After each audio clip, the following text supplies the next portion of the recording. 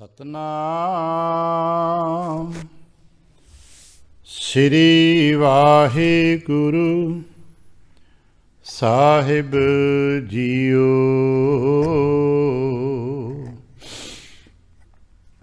ਸ਼ਲੋਕ ਮਹਲਾ ਪਹਿਲਾ।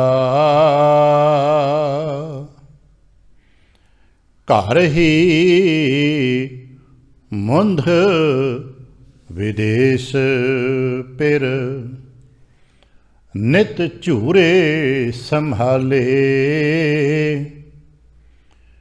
ਮਿਲਦਿਆਂ ਢਿੱਲ ਨਾ ਹੋਵਾਈ, ਜੇ ਨਿਯਤ ਰਾਸ ਕਰੇ। ਘਰ ਹੀ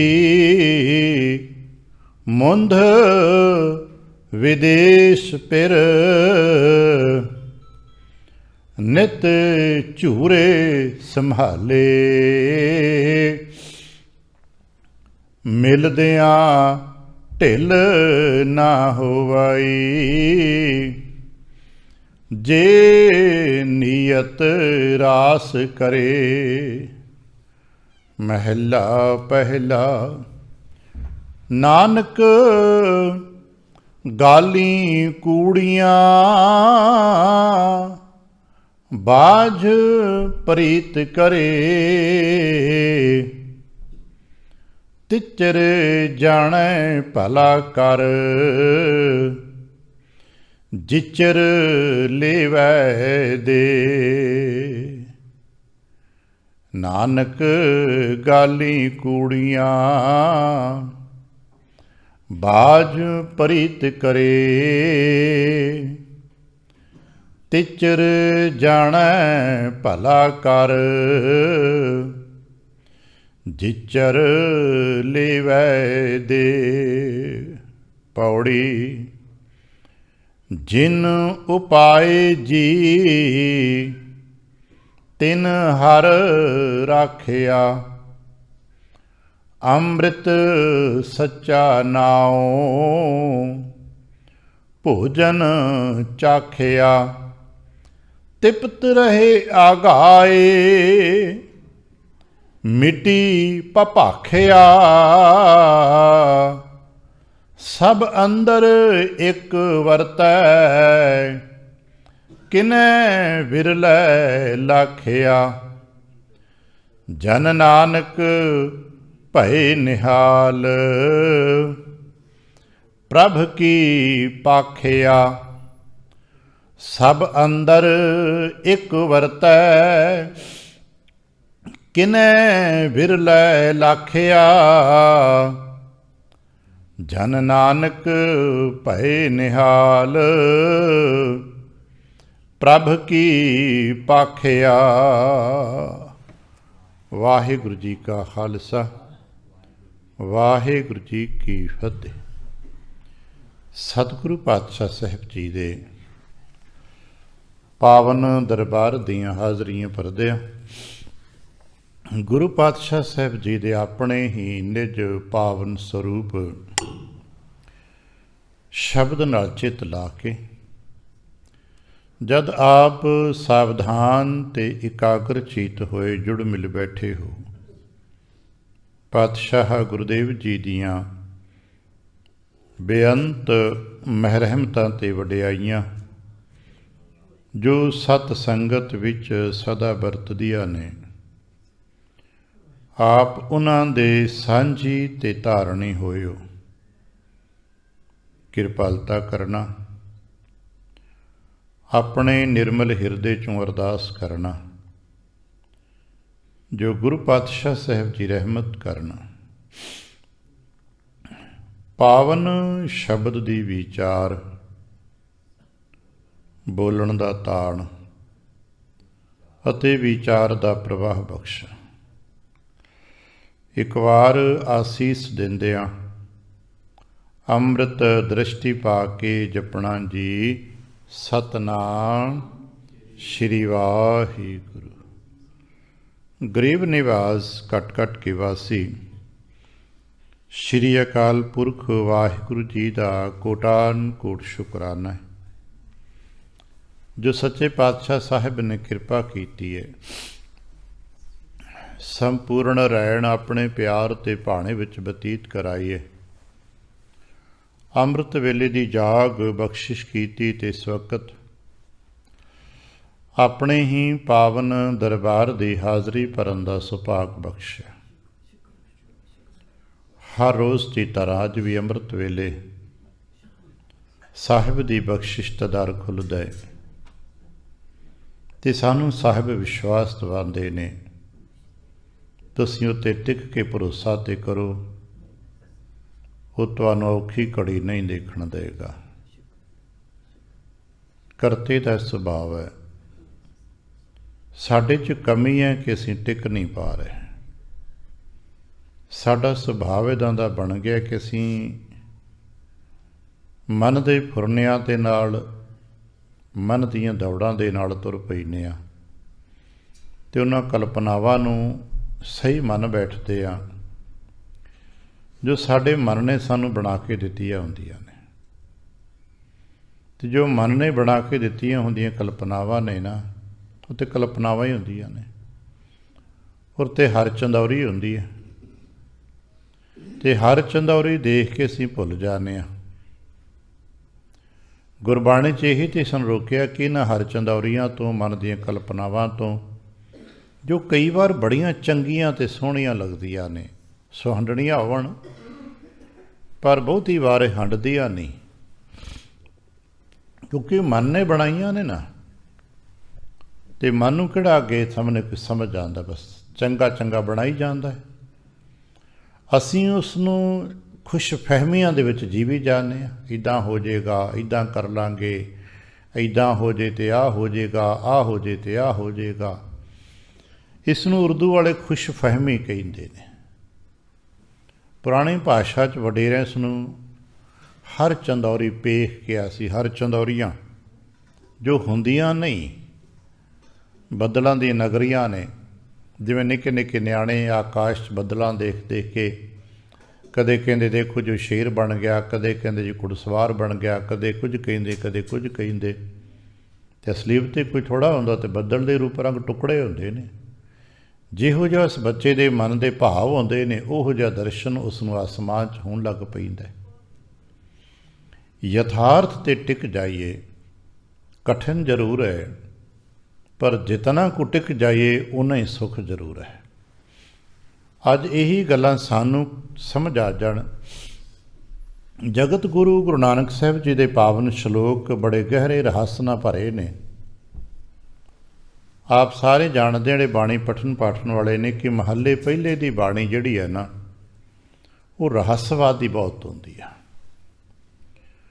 ਉਹਦੀ ਭਾਵ ਨੂੰ ਸਮਝਣ ਵਾਸਤੇ ਵੀ ਸਮਝਣਾ ਪੈਂਦਾ ਹੈ ਕਿ ਉਹਦੇ ਅੱਖਰੀ ਅਰਥ ਹੀ ਬੜੇ ਔਖੇ ਹੋ ਜਾਂਦੇ। ਖਾਸ ਕਰਕੇ ਮਹੱਲੇ ਪਹਿਲੇ ਦੇ ਜੋ ਸ਼ਲੋਕ ਨੇ ਨਾ, ਦੋ ਦੋ ਤੁਕਾਂ ਦੇ, ਉਹਨਾਂ ਦਾ ਸਿੱਧਾ ਅਰਥ ਕਰਦਿਆਂ ਤੇ ਕਈ ਵਾਰ ਗੱਲ ਸਮਝ ਹੀ ਨਹੀਂ ਆਉਂਦੀ ਵੀ ਗੱਲ ਕੀ ਬਣ ਰਹੀ ਹੈ, ਮਹਾਰਾਜ ਕਹਿਣਾ ਕੀ ਚਾਹ ਰਹੇ ਨੇ।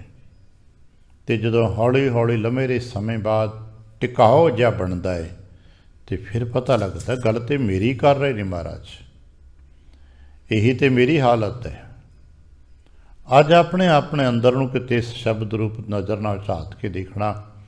ਆ ਜਿਹੜੇ ਸਹਿਜ ਪਾਠ ਕਰਦੇ ਹੋ, ਇਸ ਸ਼ਲੋਕ ਨੂੰ ਜੋ 594 ਅੰਕ 'ਤੇ ਵਡਹੰਸ ਕੀ ਵਾਰ ਦੇ ਵਿੱਚ 20ਵੀਂ ਪੌੜੀ ਦੇ ਨਾਲ ਦਰਜ ਕੀਤੇ ਨੇ ਮਹੱਲੇ ਪਹਿਲੇ ਦੇ, ਠਹਿਰ ਕੇ ਪੜ੍ਹਨਾ।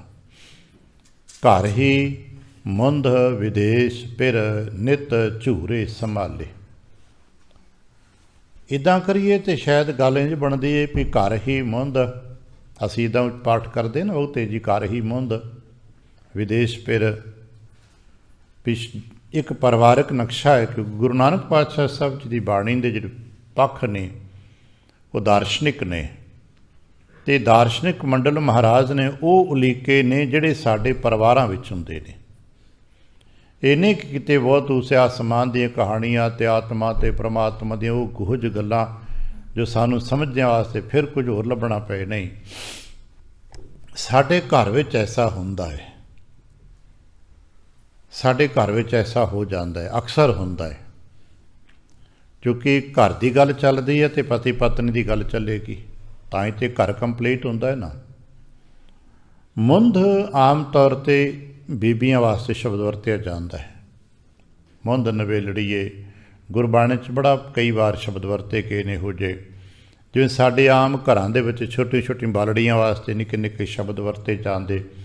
ਵੇਖਣ ਨੂੰ ਲੱਗਦੇ ਵੀ ਇਹ ਕੀ ਸ਼ਬਦ ਅਰਥ ਤੇ ਕੁਝ ਵੀ ਨਹੀਂ ਗਾ, ਪਰ ਉਹ ਪ੍ਰੇਮ ਦੇ ਸ਼ਬਦ ਹੁੰਦੇ ਨੇ। ਜਿਵੇਂ ਆਮ ਤੌਰ 'ਤੇ ਮਰ ਜਾਣੀਏ, ਇਹੋ ਜਿਹੇ ਨਿੱਕੇ ਨਿੱਕੇ ਸ਼ਬਦ ਵਰਤ ਲਏ ਜਾਂਦੇ ਨੇ। ਉਹ ਮਾਪੇ ਗਾਲ ਨਹੀਂ ਕੱਢ ਰਹੇ, ਉਹਨੂੰ ਮਰਨ ਵਾਸਤੇ ਨਹੀਂ ਕਹਿ ਰਹੇ, ਸੁਭਾਵਿਕ ਇੱਕ ਸ਼ਬਦ ਹੈ। ਕਿਉਂਕਿ ਜਿਵੇਂ ਮਰਦਾਨੇ ਦੀ ਮਾਂ ਮਰ ਜਾਣਾ ਕਹਿੰਦੀ ਸੀ ਅਤੇ ਉਹ ਮਰਨ ਵਾਸਤੇ ਥੋੜ੍ਹਾ ਕਹਿੰਦੀ ਸੀ, ਪਰ ਉਹਦੇ ਵਿੱਚ ਇੱਕ ਸੱਚਾਈ ਛੁਪੀ ਸੀ। ਅਸੀਂ ਸਾਰੇ ਮਰ ਜਾਣੇ ਹਾਂ। ਅਸਲੀਅਤ ਜੇ ਗਹਿਰੇ ਕਿਤੇ ਉਤਰ ਸਕੀਏ ਤੇ ਇਕੱਲੇ ਮਰਦਾਨੇ ਬਾਬੇ ਦੀ ਮਾਂ ਤੇ ਸੱਚ ਕਹਿੰਦੀ ਹੈ, ਸਾਡੀਆਂ ਮਾਵਾਂ ਸੱਚ ਕਹਿ ਨਹੀਂ ਪਾਉਂਦੀਆਂ। ਸਾਡੀ ਮਾਂ ਨਾ ਹਿੰਮਤ ਨਹੀਂ ਕਰ ਪਾਈ ਵੀ ਕਹਿ ਸਕੇ ਵੀ ਤੂੰ ਤੇ ਮਰ ਜਾਣਾ ਹੈ। ਉਹ ਤੇ ਕਹੇਗੀ ਨਾ ਨਾ ਨਾ, ਮੌਤ ਦਾ ਚੇਤਾ ਵੀ ਨਾ ਕਰ, ਕਿਤੇ ਮਰਨ ਦਾ ਨਾਂ ਵੀ ਨਾ ਲੈ। ਪਰ ਮਰਦਾਨੇ ਦੀ ਮਾਂ ਇਸ ਗੱਲੋਂ ਬਹੁਤ ਵੱਡੀ ਸੀ, ਕਹਿੰਦੀ ਸੀ ਮਰ ਜਾਣਾ ਹੈ, ਅਸੀਂ ਸਾਰੇ ਮਰ ਜਾਣੇ ਆ। ਪਰ ਸੱਚ ਇਹ ਜਦੋਂ ਗੁਰੂ ਨਾਨਕ ਨਾਲ ਜੁੜ ਗਿਆ ਤੇ ਫਿਰ ਕੀ ਹੋ ਗਿਆ? ਮਰਦਾ ਨਾ। ਇਹ ਦਾਰਸ਼ਨਿਕ ਪੱਖ ਹੈ। ਗੁਰੂ ਨਾਨਕ ਆਪਣੇ ਗੁਰੂ ਨਾਲ ਜੁੜਨ ਤੋਂ ਪਹਿਲਾਂ ਹਰ ਕੋਈ ਮਰ ਜਾਣਾ ਹੀ ਹੈ। ਅਸੀਂ ਤੁਸੀਂ ਸਾਰੇ ਮਰ ਜਾਣੇ ਆ।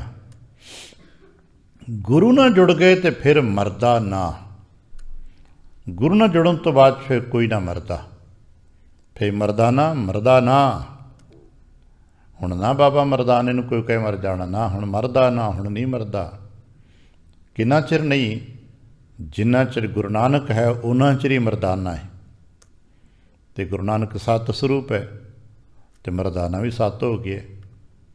ਗੁਰੂ ਨਾਨਕ ਸਾਹਿਬ ਨਾਲ ਜੁੜ ਕੇ ਕਿ ਮਰਦਾਨਾ ਪਿੱਛੇ ਰਹਿ ਗਏ? ਨਹੀਂ, ਮਰਦਾਨਾ ਬਹੁਤ ਅੱਗੇ ਨੇ, ਸਾਡੇ ਸਾਰਿਆਂ ਤੋਂ ਅੱਗੇ ਨੇ। ਜੇ ਕਿਤੇ ਲਾਈਨ ਇਹੋ ਜਿਹੀ ਬਣੇਗੀ ਨਾ, ਸਿੱਖਾਂ ਦੀ ਲਾਈਨ ਕਦੇ ਬਣਾ ਕੇ ਦੇਖਾਂਗੇ ਅਤੇ ਮਰਦਾਨਾ ਗੁਰੂ ਨਾਨਕ ਦੇ ਸਭ ਤੋਂ ਨੇੜਲੇ ਪਿਆਰਿਆਂ ਗੁਰਸਿੱਖਾਂ 'ਚੋਂ ਇੱਕ ਨੇ।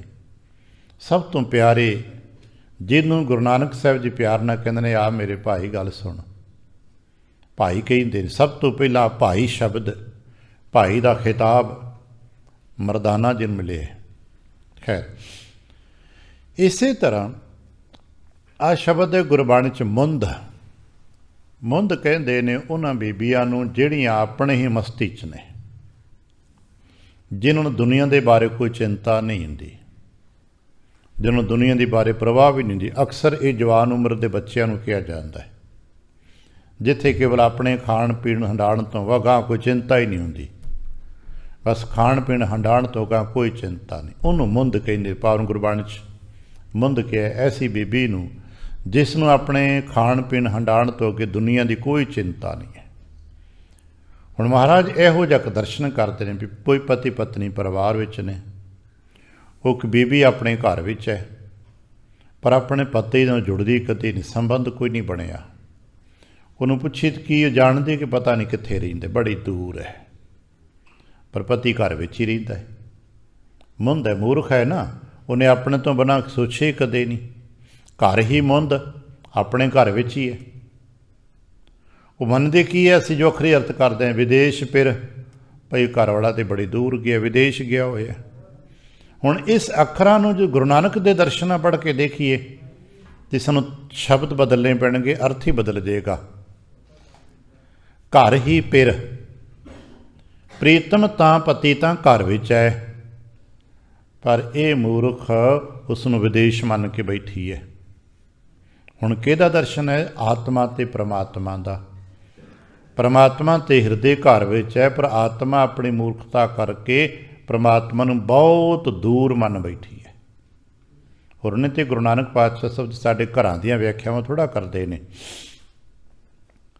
ਪ੍ਰਮਾਤਮਾ ਹਿਰਦੇ ਘਰ ਵਿੱਚ ਹੈ, ਘਰ ਹੀ।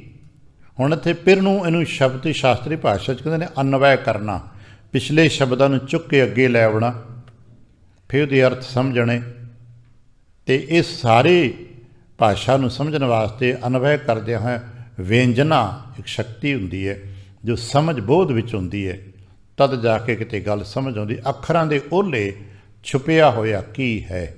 ਇਸੇ ਕਰਕੇ ਅਸੀਂ ਫਿਲਾਸਫੀ 'ਚ ਅੱਖਰਾਂ ਨੂੰ ਕੇਵਲ ਲਿਬਾਸ ਕਹਿੰਦੇ ਹੁੰਦੇ ਹਾਂ। ਅੱਖਰ ਤੇ ਕੇਵਲ ਲਿਬਾਸ ਹੁੰਦੇ, ਜਿਵੇਂ ਅਸੀਂ ਆਪਣੇ ਇਸ ਲਿਬਾਸ ਦੇ ਅੰਦਰ ਛੁਪੇ ਹੋਏ ਆ ਨਾ, ਕਾਲੇ ਆ ਕਿ ਗੋਰੇ ਆ ਕਿ ਕਮਜ਼ੋਰ ਆ, ਜੈਸੇ ਵੀ ਆ, ਪਰ ਅਸਾਂ ਤੇ ਚੰਗੇ ਕੱਪੜੇ ਪਾਏ ਨਾ ਉੱਤੇ। ਲੋਕ ਤੇ ਕੱਪੜੇ ਦੇਖਦੇ ਸਾਡੇ, ਲੋਕਾਂ ਨੂੰ ਕੀ ਪਤਾ ਅਸੀਂ ਕਿੱਦਾਂ ਦੇ ਆ।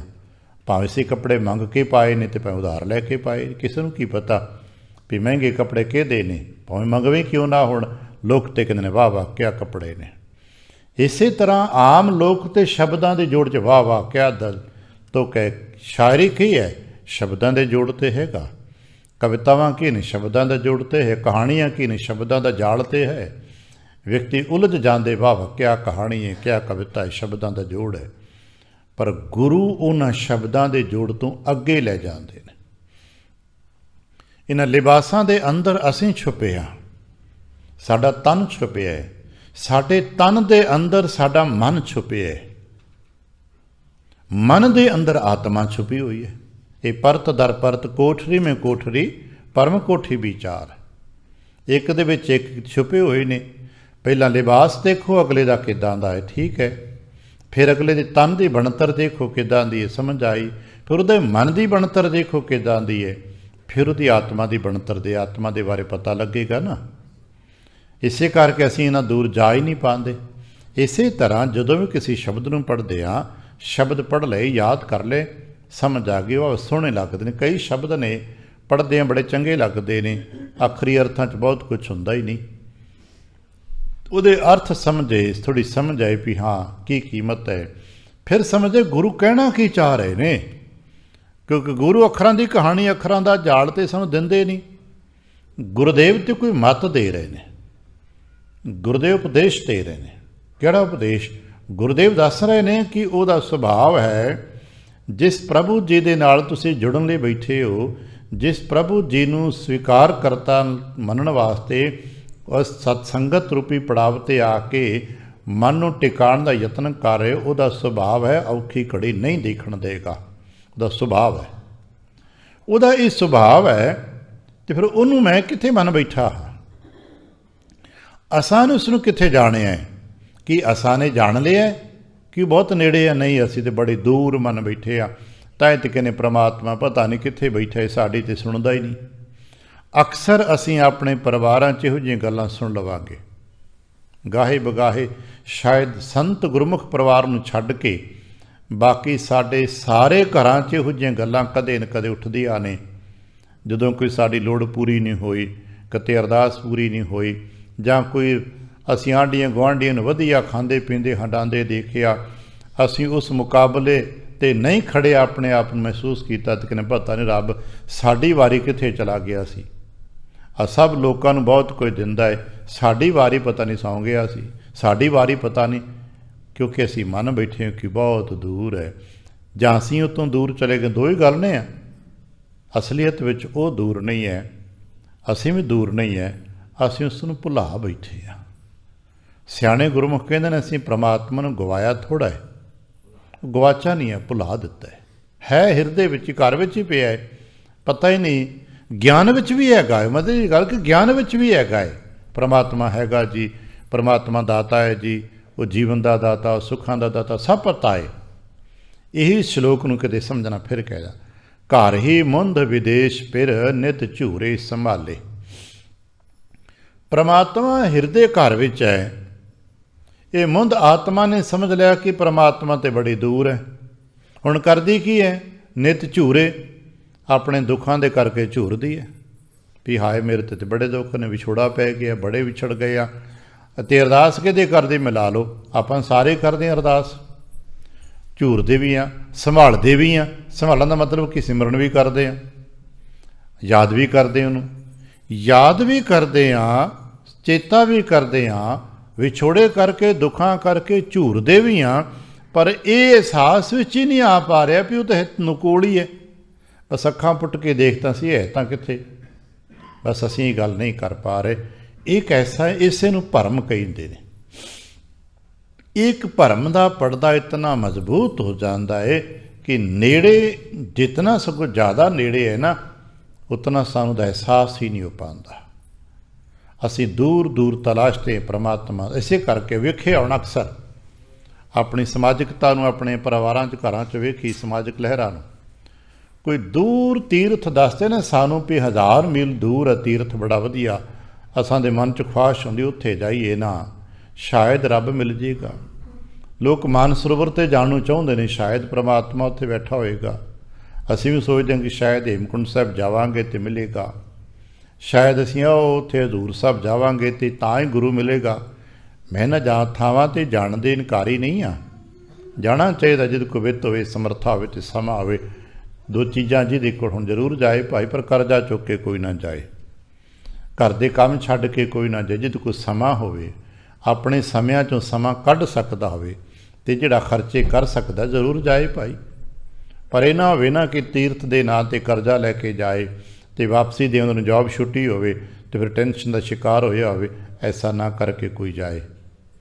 ਜਿਹਦੇ ਕੋਲ ਸਮਾਂ ਹੈ ਸਮਰੱਥਾ ਹੈ ਉਹ ਜ਼ਰੂਰ ਜਾਏ, ਜਾਂ ਯਤਨ ਕਰੇ ਆਪਣੇ ਸਮੇਂ ਦੀ ਸੰਭਾਲ ਕਰੇ, ਸਮਰੱਥਾ ਬਣਾਵੇ ਤੇ ਛੁੱਟੀ ਲੈ ਕੇ ਆਰਾਮ ਨਾਲ ਜਾਏ। ਠੀਕ ਅਲੱਗ ਬਾਤ ਹੈ, ਪਰ ਫਿਰ ਵੀ ਚੇਤਾ ਕਰਨਾ ਉੱਥੇ ਪ੍ਰਮਾਤਮਾ ਨੂੰ ਲੱਭਣ ਨਾ ਜਾਏ।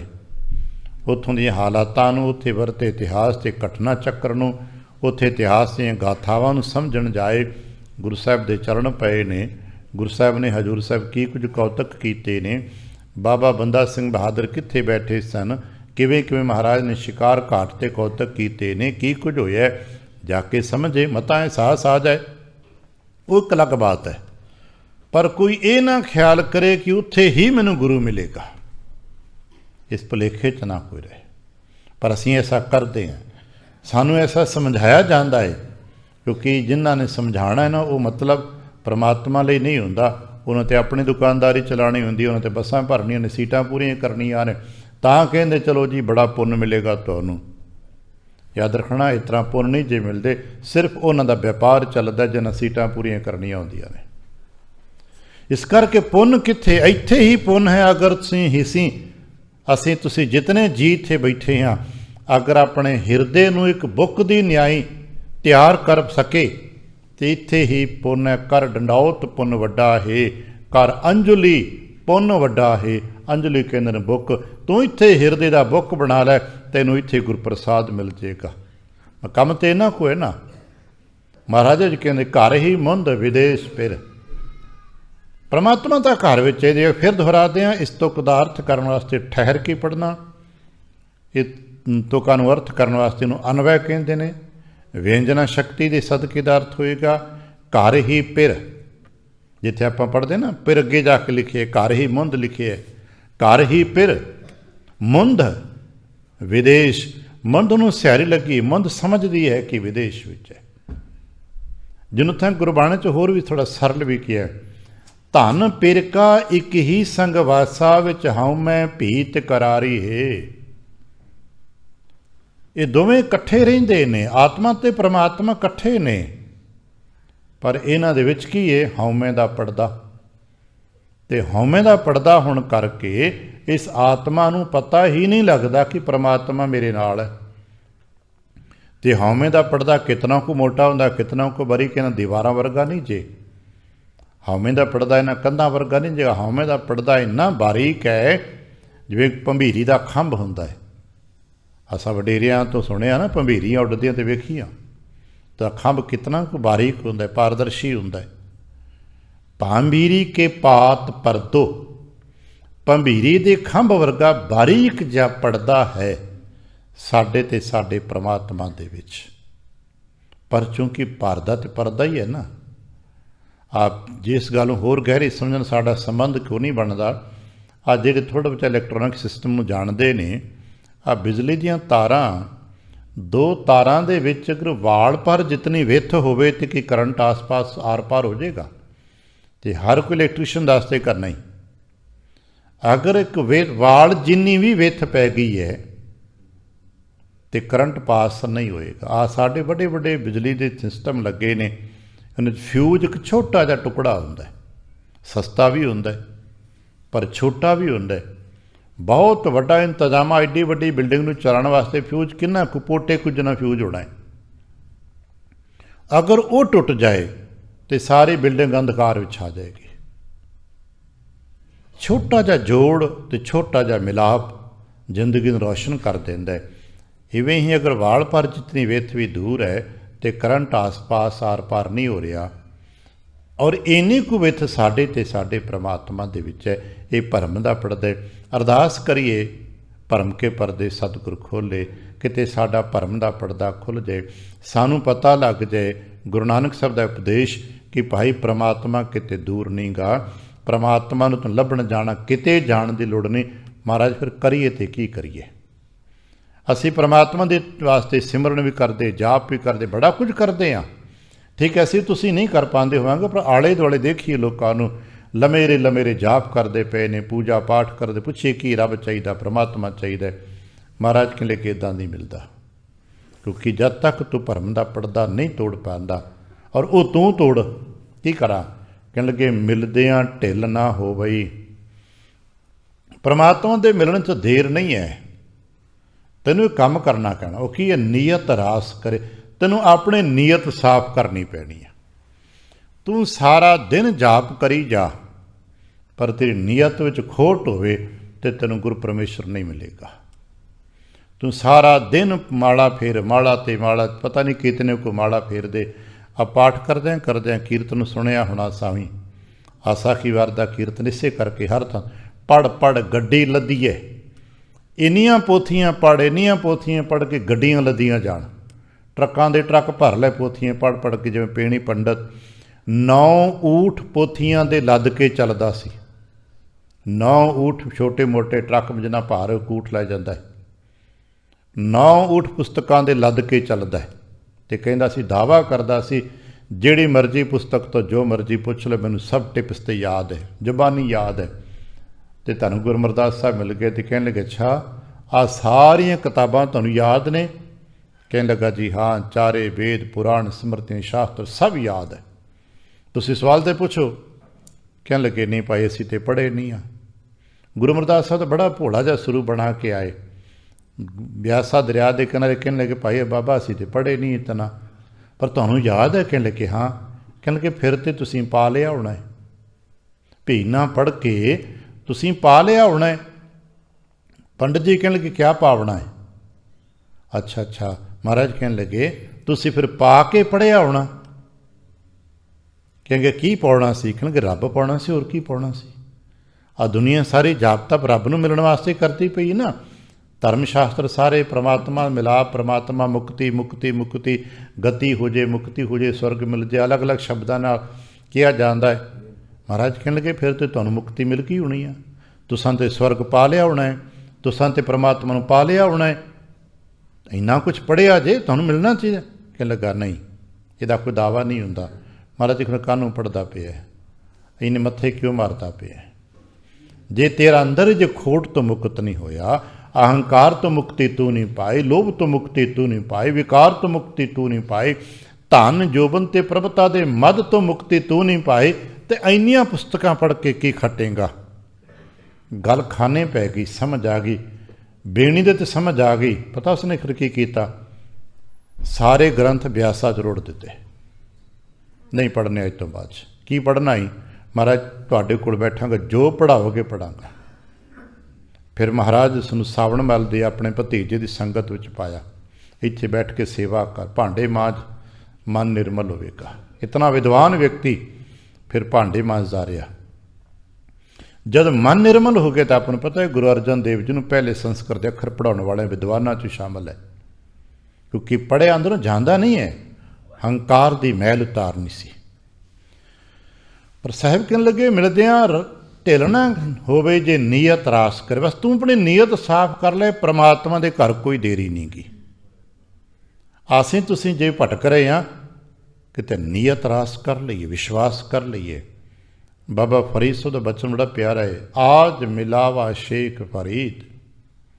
आप भाई तुम अज ही रब मिला देने, अज ही रब मिल जाएगा। हैरान हो जाएगा कोई भगत भी अज रब मिल जाएगा? कहने लगे हाँ मिल जाएगा। आज मिलावा शेख फरीद। की करा पेगा बाबा? कुछ दस की करना पैना, क्योंकि टाकम कुंजड़ियाँ, कुंजड़ियाँ कहते हैं मन दियाँ तरंगां, मन के ख्याल, मन के संकल्प। तू अपने मन के संकल्प रोक ला, अज मिल जाएगा। तो असी किन्ने को मन के संकल्प रोक सकते हैं? अज जितने असी संसार तुरे फिरदे आ, हर थां ते असी प्री जजमेंट करके पहले बैठे ही होंगे हैं। शायद इसे करके सियाणे कहते हैं तुसी किते भी जाना है, पहला कोई प्री जजमेंट मत करके बैठो। असी मनदे कित्थे आ? असी जाण तो पहला ही काम होना कि नहीं होना सानू पता नहीं होना, सानू पता है इत्थे जॉब नहीं मिलनी, सानू पता है काम नहीं होना, भी फोकस है, बोगस है। असी पहला ही प्री जजमेंट कीते ने। महाराज कहन लगे नहीं, इदा नहीं होंदा। मिलेगा कि नहीं ये तो पता नहीं, पर तू तो विश्वास लैके चल के मैनू मिलना चाहिए, मैनू मिलेगा। फिर की करा? कहन लगे होर कुछ नहीं करता, अपने घर के घर परिवार संसार की किरतां जो करदा कर, पर अपनी नीयत साफ कर। असी कपड़ियां साफ करन ते जोर ला दिता है, असी होरना थावां नूं साफ करन ते जोर ला दिता है। वो भाई नीयतां साफ कर लईए। जिस दिन साडियां नीयतां साफ हो जाणगियां, साडियां बहुत सारी समस्यावां अपने आप सुलझ जाणगियां। जिन्ने साडे घरां दे कलेश ने अपने आप मिट जाणगे। जे साडे घर चों हर जी अपनी नीयत साफ कर ले तो कलेश रहेगा कित्थे? कलेश है ही क्यों? क्योंकि साडी नीयत साफ नहीं, भैन भरा लड़ते पे हैं, सके भरा लड़ते पे हैं, प्यो पुत्र झगड़ते पे ने, क्योंकि नीयत साफ नहीं है। एक नूं दूजे ते भरोसा ही नहीं, क्योंकि अपनी नीयत विच खोट है तो सानू दूजे च भी खोट नज़र आउंदा है। वो तो साडे तो वध खोट है तो नतीजे खोट टकरा रही है। महाराज कहन लगे कर सकदा है तो कर ले, परमात्मा तो बहुत नेड़े है, वो तो इन्ना नेड़े है। बड़ा प्यारा जिहा बचन है, कह रविदास हाथ पै नेर है, भाई तेरे हिरदे तो तेरा हाथ दूर है, तो हिरदे दे विच है। घर ही जिन्हों अर्थ समझना हो तुक है, घर ही मुंद विदेश फिर नित झूरी संभाले। असी अर्थ करते पढ़ते हैं घर ही फिर मुंद विदेश। परमात्मा तो घर विच है, पर यह आत्मा घर विच नहीं आउंदी। घर तो उत्थे ही है, पर प्रीतम भी घर विच है, पर यह जीवात्मा ही घर विच नहीं है, बेहोश पई हुई है। असी साडा मन कितना को टिकाणे विच है, असी तो उत्थे ही हाँ, पर साडा मन ही इत्थे नहीं ना। आपां कह कि मन नहीं टिकदा, मन ही घर विच नहीं है, बाकी तो सब कुछ घर विच, सब कुछ घर में। बाहर नाही बाहर टोलै सो भरम भुलाही। बस मिलदियां ढिल ना होवई जे नीयत रास करे। महाराज कहने लगे फिर किद्दां लिखण लगे, नानक गाली कूड़ियाँ। नीयत साफ तां कदों होएगी? जदों असीं कूड़ियाँ गल्लां छड्ड दिआंगे और असीं सोचते हाँ कि मैं जो मर्जी बोली जावां, जो मर्जी कही जावां, जो मर्जी करी जावां, किहड़ा किसी नूं पता लगदा है? पर चेता रहना, किसी नूं पता लगदा कि नहीं लगदा, पर कि अपने आप नूं नहीं पता लगदा कि मैं कूड़ बोलदा पिया। किसी नूं पता लगदा कि नहीं लगदा, पर अपने आप नूं पता हुंदा है कि मैं जो कह रहा ये ठीक नहीं है। असीं अपनी गल्लां ते आप भरोसा नहीं कर पा रहे, अपनी गल्लां ते आप ही पहरा नहीं दे पा रहे, तो प्रीत काहदी है? इसदा मतलब कूड़ है। झूठ नहीं है पर कूड़ है। कहिंदे असीं सच हैं पर सच नूं मनदे नहीं आ। असीं बयान तो सच्चे देने कि परमात्मा हैगा है, सारे किने परमात्मा हैगा, असीं सारे किने गुरु हैगा, असीं गुरु अगे अरदास करते हैं, पर गुरु अगे कीती अरदास नूं असीं सारे मनदे नहीं आ। ये कूड़ है। कूड़ हुंदा जो बोलण नूं वेखण नूं चंगा सच जिहा लगदा है, पर ते विश्वास नहीं बन पा रहा हुंदा। महाराज कहने गाली कूड़ियाँ, कूड़ियाँ गल्लांबाज, गल्लां कूड़ियाँ करदा है तो की कहता बाज प्रीत, पर प्रेम नहीं है। गल्लां बहुत करते हैं असीं रब दे बारे, आ भी करांगे, गुरु चंगे ने, पर की असीं अपने गुरु नूं प्रेम भी करते हाँ? कि अपने गुरु परमेश्वर के प्रति साडे मन च भाव प्रेम भी है? तो पर जवाब मिलता कि नहीं, भाव प्रेम तो नहीं, असीं तो डंग टपाऊ काम करते हाँ, असीं तो देखा देखी काम करते हैं, असीं तो लोक विखावा करते, लोक जिवें काम करते सी असीं उदां ही करी जा रहे हैं। नानक गालें कूड़ियाँ बाज प्रीत करे, करे दा भाव की है? गालें कूड़ियाँ करे बाज प्रीत। ਗੱਲਾਂ ਕੂੜੀਆਂ ਕਰਦਾ ਹੈ, ਕਿਉਂਕਿ ਪ੍ਰੀਤ ਦੇ ਪੱਲੇ ਨਹੀਂ ਹੈ, ਪ੍ਰੀਤ ਹਿਰਦੇ ਵਿੱਚ ਨਹੀਂ ਹੈ। ਤੇ ਭਾਈ ਜੇ ਪ੍ਰੀਤ ਆ ਜੇ ਤੇ ਕੋਈ ਗੱਲ ਕੁੜੀ ਹੋਏਗੀ ਨਹੀਂ। ਜੇ ਸਾਡੇ ਹਿਰਦੇ 'ਚ ਪ੍ਰੀਤ ਹੋਏਗੀ ਤੇ ਫਿਰ ਕੋਈ ਕਿਸੇ ਪ੍ਰਕਾਰ ਦੀ ਝੂਠ ਫਰੇਬ ਛਲ ਕਪਟ ਐਸਾ ਅਸੀਂ ਕਰ ਹੀ ਨਹੀਂ ਪਾਵਾਂਗੇ। ਜਦੋਂ ਗੁਰੂ ਪ੍ਰਤੀ ਪ੍ਰੇਮ ਹੋਏਗਾ ਨਾ ਤੇ ਫਿਰ ਸਾਰਿਆਂ ਦੇ ਪ੍ਰਤੀ ਪ੍ਰੇਮ ਭਾਵ ਆ ਜਾਏਗਾ। ਅਸੀਂ ਐਸੇ ਐਸੇ ਗੁਰਮੁਖਾਂ ਦੇ ਗਾਥਾਵਾਂ ਨੂੰ ਪੜ੍ਹਿਆ ਸੁਣਿਆ ਕਿ ਜਿਹੜੇ ਗੁਰੂ ਨਾਨਕ ਨੂੰ ਪ੍ਰੇਮ ਕਰਨ ਲੱਗ ਪਏ, ਹਰ ਥਾਂ 'ਤੇ ਜਦੋਂ ਗੁਰੂ ਨਾਨਕ ਦਾ ਅਹਿਸਾਸ ਹੋਣ ਲੱਗ ਪਿਆ ਤੇ ਫਿਰ ਕਿੱਦਾਂ ਕਿਸ ਨੂੰ ਗਾਲ ਕੱਢਣਗੇ, ਕਿਵੇਂ ਕਿਸੇ ਨੂੰ ਸੋਟੀ ਮਾਰਨਗੇ, ਕਿਉਂਕਿ ਹਰ ਥਾਂ 'ਤੇ ਗੁਰੂ ਨਾਨਕ ਹੈ। ਜਿਵੇਂ ਭਾਈ ਕਨ੍ਹਈਆ ਜੀ ਹਰ ਇੱਕ ਨੂੰ ਜਲ ਪਿਆ ਕੇ ਆਉਂਦੇ ਨੇ, ਕਿਉਂਕਿ ਗੁਰੂ ਗੋਬਿੰਦ ਨਜ਼ਰ ਆਉਂਦੇ ਨੂੰ ਹਰ ਥਾਂ 'ਤੇ ਗੁਰੂ ਗੋਬਿੰਦ ਸਿੰਘ ਹੀ ਨਜ਼ਰ ਆਉਂਦੇ ਨੇ। ਕਿਵੇਂ ਛੱਡ ਕੇ ਕਿਤੇ ਆਵੇ ਕਿ ਗੁਰੂ ਗੋਬਿੰਦ ਸਿੰਘ ਜੀ ਪਾਣੀ ਲਈ ਬੈਠੇ ਹੋਣ ਤੇ ਛੱਡ ਕੇ ਆ ਜਾਏਗਾ? ਨਹੀਂ, ਹੁਣ ਤੇ ਗੁਰੂ ਸਾਹਿਬ ਵੀ ਨਜ਼ਰ ਆਉਂਦੇ ਨੇ। ਇਵੇਂ ਜੇ ਕਿਸੇ ਨੂੰ ਹਰ ਥਾਂ 'ਤੇ ਗੁਰੂ ਨਜ਼ਰ ਆਏਗਾ, ਗੁਰੂ ਅਹਿਸਾਸ ਵਿੱਚ ਆ ਜਾਏਗਾ, ਤਾਂ ਕਿਵੇਂ ਠੱਗੀ ਮਾਰਾਂਗੇ, ਕਿਵੇਂ ਕਿਸੇ ਨੂੰ ਗਾਲ ਕੱਢਾਂਗੇ, ਕਿਸੇ ਨੂੰ ਕਿਵੇਂ ਬਚੋਰੀ ਕਿਵੇਂ ਕਰਾਂਗੇ? ਫਿਰ ਕੁਛ ਨਹੀਂ ਹੋਏਗਾ। ਪਰ ਅਸੀਂ ਪ੍ਰੀਤ ਗੁਰੂ ਨੂੰ ਨਹੀਂ ਕਰਦੇ, ਅਸੀਂ ਕੂੜ ਬੋਲਦੇ ਹਾਂ, ਮੱਥਾ ਜ਼ਰੂਰ ਟੇਕਦੇ ਹਾਂ, ਪਰ ਅਸੀਂ ਮੰਨਦੇ ਨਹੀਂ। ਆਹ ਸਾਖੀ ਵਾਰ ਦਾ ਕੀਰਤਨ ਆ ਹੁਣੇ ਭਾਈ ਸਾਹਿਬ ਕਰ ਰਹੇ ਸੀ, ਆਪ ਨੇ ਸੁਣਿਆ ਹੋਣਾ। ਅਸੀਂ ਕੀ ਕਰਦੇ? ਸਲਾਮ ਜਵਾਬ ਦੋਵੇਂ ਕਰੇ। ਅਸੀਂ ਸਲਾਮ ਵੀ ਕਰਦੇ ਹਾਂ ਅਤੇ ਜਵਾਬ ਵਿੱਚ ਨਾ, ਬਈ ਮੈਂ ਨਹੀਂ ਕਰ ਸਕਦਾ। ਤੰਦਰੀਆ ਕਿ ਮੁੰਡੋਂ ਕੁੱਥਾ ਜਾਏ, ਅਸੀਂ ਮੂਲੇ ਖੁੰਝ ਗਏ ਹਾਂ। ਮਹਾਰਾਜ ਕਹਿਣ ਲੱਗੇ, ਨਾਨਕ ਗਾਲੇ ਕੂੜੀਆਂ ਬਾਝ ਪ੍ਰੀਤ ਕਰੇ। ਸਾਡੀ ਪ੍ਰੀਤ ਕਿੱਦਾਂ ਦੀ ਹੈ? ਤਿੱਚਰ ਜਾਣੇ ਭਲਾ ਕਰ, ਉਦੋਂ ਤੱਕ ਅਸੀਂ ਰੱਬ ਨੂੰ ਚੰਗਾ ਮੰਨਦੇ ਹਾਂ। ਜਾਣੇ ਭਲਾ ਕਰ, ਭਲਾ ਕਰਦਾ ਬੜਾ ਵਧੀਆ, ਭਾ ਬੱਲੇ ਬੱਲੇ, ਮਹਾਰਾਜ ਬੜੀ ਕਿਰਪਾ ਕਰਦੇ ਨੇ। ਪਰ ਕਦੋਂ? ਜਿਚਰ ਲੇਵੈ ਦੇ। ਜਦ ਤੱਕ ਤੇ ਉਹ ਦਾਤਾਂ ਦਿੰਦਾ ਰਹਿੰਦਾ ਹੈ ਤਦ ਤੱਕ ਤੇ ਵਾਹਿਗੁਰੂ ਬੜੀ ਕਿਰਪਾ ਹੈ, ਬੜੀ ਕਿਰਪਾ, ਬੜੀ ਕਿਰਪਾ। ਅਤੇ ਜਦੋਂ ਕੁਛ ਨਾ ਮਿਲੇ ਤੇ ਕਹਿੰਦਾ ਨਾ ਪਤਾ ਨਹੀਂ ਪਰਮਾ, ਅਸਾਂ ਕਿਹੜੇ ਰੱਬ ਦੇ ਮਾਂ ਮਾਰੇ ਸੀ? ਫਿਰ ਅਸੀਂ ਉਸੇ ਰੱਬ ਨੂੰ ਉਲਾਮੇ ਦਿੰਦੇ ਹਾਂ ਜਿਸ ਰੱਬ ਦਾ ਦਿੱਤਾ ਪਹਿਲਾਂ ਖਾ ਰਹੇ ਹਾਂ, ਜਿਸ ਰੱਬ ਨੂੰ ਪਹਿਲਾਂ ਕੱਲ੍ਹ ਕੁਝ ਹੋਰ ਕਹਿ ਰਹੇ ਸਾਂ, ਅੱਜ ਕੁਛ ਹੋਰ ਕਹਿ ਰਹੇ ਹੁੰਦੇ ਹਾਂ। ਅਸੀਂ ਉਦੋਂ ਤੱਕ ਉਹਨੂੰ ਭਲਾ ਕਹਿੰਦੇ ਹਾਂ ਜਦ ਤੱਕ ਸਾਨੂੰ ਮਿਲਦਾ ਹੈ, ਅਤੇ ਜਦੋਂ ਸਾਨੂੰ ਮਿਲਦਾ ਨਹੀਂ ਹੈ ਨਾ, ਅਸੀਂ ਫਿਰ ਬੁਰਾ ਕਹਿੰਦੇ ਹਾਂ। ਸ਼੍ਰੀ ਸੁਖਮਨੀ ਸਾਹਿਬ ਦਾ ਪਾਠ ਤੇ ਆਪਣੇ ਕੀਤਾ ਹੋਣਾ, ਸੁਣਿਆ ਹੋਣਾ। ਮਹਾਰਾਜ ਕੀ ਕਹਿੰਦੇ ਨੇ ਕਿ ਨਾ ਭਾਈ, ਅਸੀਂ 10 ਵਸਤੂਆਂ ਲੈਂਦੇ ਹਾਂ, ਕਿਸੇ ਕਾਰਨ ਉਹਨੇ ਇੱਕ ਨਹੀਂ ਦਿੱਤੀ ਤੇ ਅਸੀਂ ਬਾਕੀ 10 ਲੈ ਕੇ ਇੱਕ ਤੇ ਥਾਂ 'ਤੇ ਸ਼ੁਕਰਾਨੇ ਜਗ੍ਹਾ 'ਤੇ ਉਹਨੂੰ ਮੰਦਾ ਭਲਾ ਬੋਲਣ ਲੱਗ ਪੈਂਦੇ। ਪਰ ਜੇ ਕਿਤੇ ਆਪਣੀ ਆਈ ਤੇ ਆ ਜਾਏ ਫਿਰ ਕੀ ਕਰੋਗੇ? ਏਕ ਭੇ ਨਾ ਦੇ 10 ਭੇ ਹਿਰ ਲੈ। ਜੋ ਪਹਿਲਾਂ 10 ਦਿੱਤੀਆਂ ਨੇ ਉਹ ਵਾਪਸ ਲੈ ਲੇਗਾ ਤਾਂ ਫਿਰ ਕੀ ਕਰ ਲੋਗੇ? ਤਉ ਮੁੜਾ ਕੋ ਕਹਾ ਕਰੇ। ਇਸ ਕਰਕੇ ਨਾ ਭਾਈ, ਜਿਸ ਠਾਕੁਰ ਸਿਓ ਨਾਹੀ ਚਾਰਾ, ਤਾਂ ਕੋ ਕੀਜੈ ਸਦ ਨਮਸਕਾਰਾ। ਉਹਨੂੰ ਉਸਦਾ ਹਰ ਵੇਖ ਨਮਸਕਾਰ ਕਰਨੀ ਚਾਹੀਦੀ ਹੈ। ਇੰਨਾ ਸੁੰਦਰ ਸਰੀਰ, ਅੱਖ ਮੂੰਹ ਹੱਥ ਪੈਰ ਦਿੱਤੇ ਨੇ, ਜੇ ਨਾ ਦਿੰਦਾ ਤੇ ਕੀ ਕਰ ਲੈਂਦੇ? ਮਾਤਾ ਪਿਤਾ ਭੈਣ ਭਰਾ ਧੀਆਂ ਪੁੱਤਰ ਦਿੱਤੇ ਨੇ, ਜੇ ਨਾ ਦਿੰਦਾ ਤੇ ਕੀ ਕਰ ਲੈਂਦੇ? ਖਾਣ ਪੀਣ ਹੰਡਾਣ ਨੂੰ ਬਸਤਰ ਕੱਪੜੇ ਦਿੱਤੇ ਨੇ। ਆ ਸੜਕ 'ਤੇ ਕਦੇ ਸਰਦੀ 'ਚ ਆ ਕੇ ਦੇਖਣਾ, ਜਿਨ੍ਹਾਂ ਕੋ ਨਹੀਂ ਦਿੱਤਾ ਤੇ ਉਹਨਾਂ ਕੀ ਵਿਗਾੜ ਲਿਆ ਪ੍ਰਮਾਤਮਾ ਦਾ?